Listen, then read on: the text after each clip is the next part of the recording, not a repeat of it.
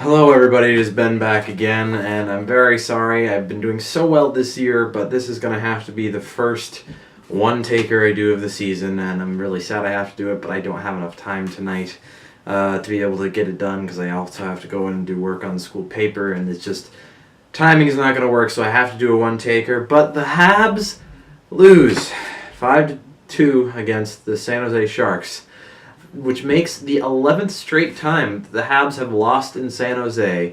You know, Calgary broke their curse in Anaheim. Toronto broke their curse against Montreal, just in general. But the Habs couldn't break their curse last night because, well, they're the Habs of this season.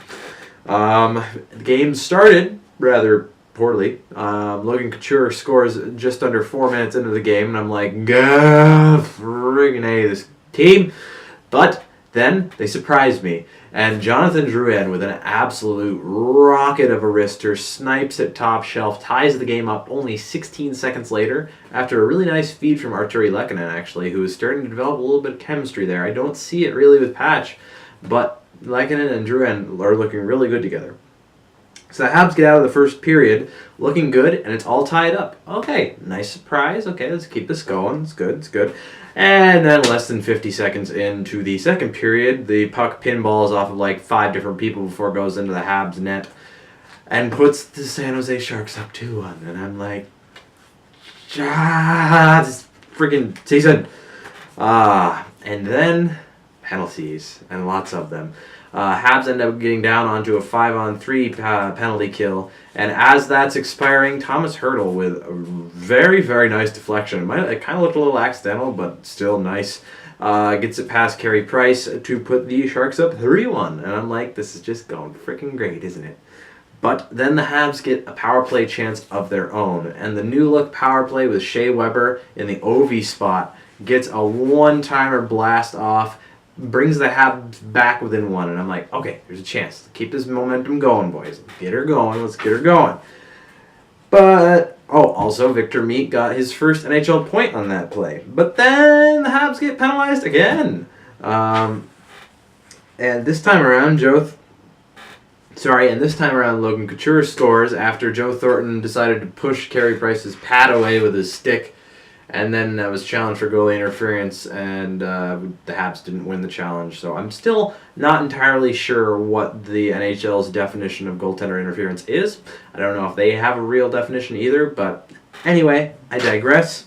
And after that, once the Sharks went up 4-2, the Habs never really seemed to be in it. They kind of seemed like, oh no, here we go again.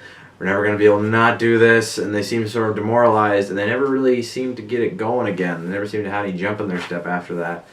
And, of course, they would go on to give up the empty net goal to Joe Thornton in the last minute or so, and would lose the game 5-2. This is obviously not going to be as deep as I would like to be because I don't have the time, but a few quick thoughts. Ales Hemsky, I don't know why they're still trying to say that he deserves to be on this team. Obviously, there are bigger problems than him, but he is not doing anything to help the team. It was good to see Jonathan Drouin get a goal last night, as well as Shea Weber get his first goal of the night.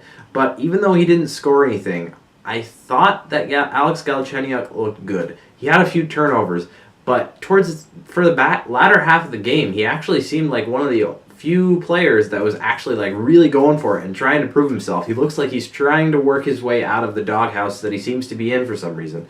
But who knows? Hopefully he'll kind of keep building his confidence back up a little bit and keep trying to prove himself and working hard. Because if he does do that, that'll only probably result in goals for the Habs, and he'll move back up the lineup to where he probably should be. But we have the LA Kings tonight, so the schedule's not getting any easier. I'm not actually going to be able to watch that game. I'm busy all night, so I'm going to miss all of that game. Nice thing is I'll have a lot of time tomorrow to catch back up on it, go through it again, make another more deep video as I've been doing most of the season. I just don't have the time tonight, so I'm sorry that it had to be a one-taker tonight, but I didn't want to lose my streak of covering every single consecutive Habs game. So until next time, I'll see you guys later.